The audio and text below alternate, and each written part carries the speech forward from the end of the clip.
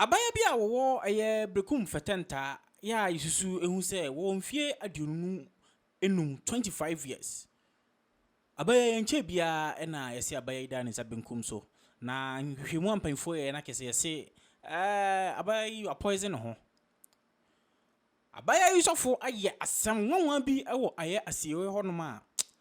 adwiro bia mo video yi na ye ba ne wo bia no ye beka. Ti abusuan video ya uhwei ababa wano na oda eye empamu a mutimu hu se abusuan yi ani abriye pa na video uhwe ko anima hu se amanfo bi omofon so a kese omutwa ye sin no ne yakoso bia no omutwa yi ababa wa funu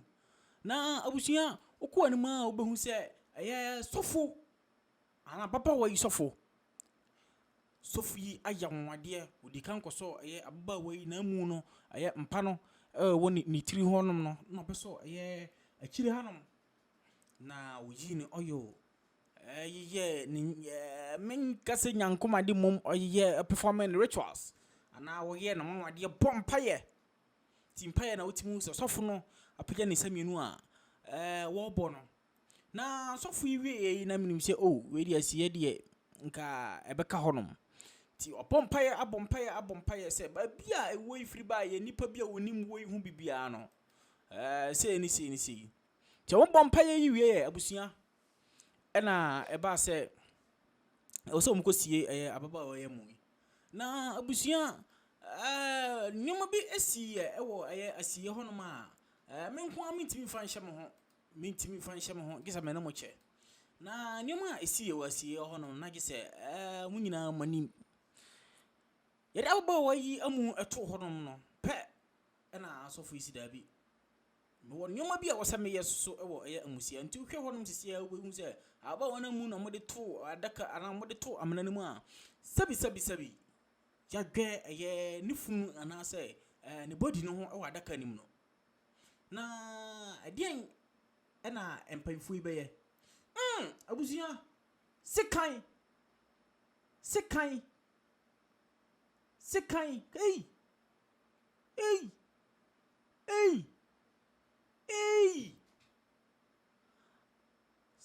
ana aya osofu yi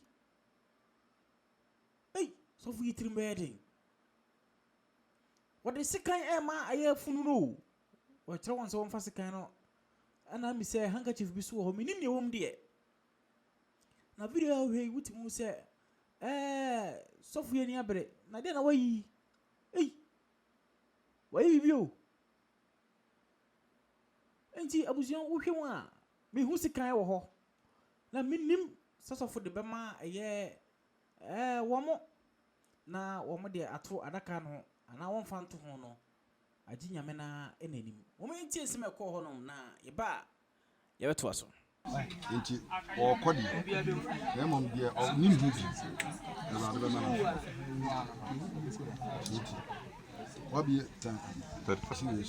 na mom enya asundwe na mede me ba na mo nkrante wasi na mo de na ba nkrante we ade ya seka wodi nkrante ne ba se yemfa anye de seka ya de diawu eno anu enti so na me ba me be papa mu na onipa asore tia na ja efri ana akoi adoa me ka wasem de okaye no awurade ama metumi se me fa bi ntoso nka enya asomdue na wode ikọ enti ene menam wabusua so wo papa from ma me fam so e de sikan ehye wofa nina na ya ne nsam wo de sikan ehye wo nsani fam a wo ba sore nabi na na chi no fasika we ekon papa wabusuam wo ma me abusuam wo papa abusuam papa imu onipa bia wonim hu bi no sika we ye de sha wo nsam awurade bi mu a fa sore na fa di awu ko yi ni pakroma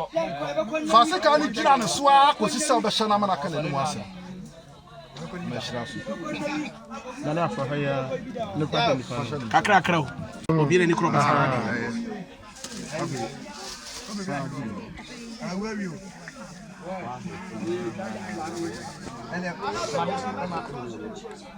Atamu ye mienu. Aka wunia no. Ede kosua yi ema mo de amuhia ye kosua. Je na wunia no ho hawo nyina de wafa mu bie no se bi wo no ho a me prafiri ne ho de ma se fako na wo ba bie mu a fa nhira be hira wunia ta me sa me ka se kosua ye de hira mu nti si onipa bi ama wo hira mam no wa do me wa wo nsaka kosua ya me de saman oni na wa ya obone nipa bia oni mu wo hu bibia no de kosua we saman no wo sori ya kosua we e ya asase sutumi na me na de ba ye honhom biara eti kosua yi mu no eno ni akoko sa akoko sori no wo bona no pa wo so sori na diawu me sha wo se diawu na nya wo nkwa na wo de oni mu wo hu bibia no fre no na wo meto wo ja no oba no so ko amen ba ko to han Abusia. Sofui na niading. Me sheda ehu matete sa samani but me sheda ehu bi physical saida. Say sabi obi akaba bi na we no na kese nsema wo aye we achi na kese nsem kese because say sabi abaya no affair obo no ho odin ye pa na sabi wotimi ewu ayempatuwo bi na ye kase aye poison or dia poison ho no na eto da bi a aya na ehu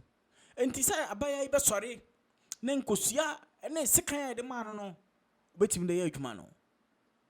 ne besi bia no ye mama swate na sure so first time aho ye video sini a niam we ana adwuma we ye friend ensmp sama ko atwi ko brama sama me say we unfa wani hu bi da no eno na bonsma me nyatena se a na me ne mabedwafo me team no ye de ababesomo me so first time nia we subscribe to your YouTube channel aye Bonesman TV BONES not in temuna the man MAN aba no sat in temuna the TV atwaso nti ensem we na ye ensem a asi ewo aye brekum fetenta abaya wadi mfie aduonu enum 25 years o kan chirigu ye no we na ye amamra nsofo atimi aye ana abusia no atimi aye ediaja abaya no kwan ni ebesi bia no abusia mama so ate nti meso so first time ni a try na subscribe to YouTube channel Bonesman TV uko Facebook nsusu a ye verified da ho se buya obetimi so follow you no Facebook Instagram and Twitter na Bonesman TV